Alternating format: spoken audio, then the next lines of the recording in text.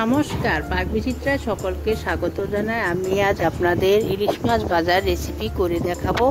আমার রেসিপিটি কেমন লাগলো আমার কমেন্ট বক্সে অবশ্যই কমেন্ট করে জানাবেন। আর এই ধরনের নতুন নতুন রেসিপি পেতে হলে আমার চ্যানেলটি সাবস্ক্রাইব করতে ভুলবেন না। আর নোটিফিকেশন পেতে হলে বেল আইকনটি অবশ্যই প্রেস করে দেবেন। পাশে থাকার জন্য ধন্যবাদ। ইলিশ মাছ কীভাবে ভেজে দেখাতে হয় সেই রেসিপিটা আমি আজ আপনাদের সঙ্গে শেয়ার করব। তার জন্য আমি এখানে 5 পিস ইলিশ মাছ নিয়েছি, ভালো করে ধুয়ে পরিষ্কার করে নিয়েছি।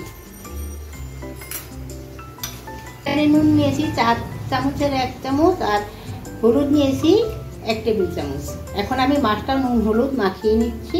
আমি মাছটা নুন হলুদ মাখিয়ে নেব। এখানে আমি চা চামচের 1/2 চামচ নুন দিয়ে দিচ্ছি, চা চামচের 1/2 চামচ হলুদ গুঁড়ো দিয়ে দিচ্ছি। এখন মাছটা আমি নুন হলুদ ভালো করে মাখিয়ে 10 মিনিট রেখে দিব।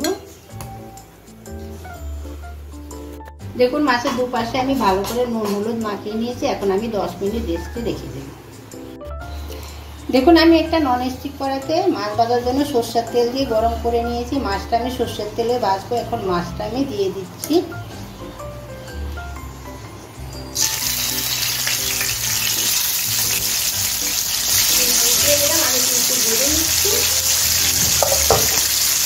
দেখুন আমার দারুণ স্বাদের ইলিশ মাছ ভাজা হয়ে গেছে। আপনারা ভাতের সাথে পোলাওর সাথে খেতে পারেন। এভাবে ভেজে নিয়ে আমি যেভাবে ভাজলাম একবার ভেজে খেয়ে দেখুন।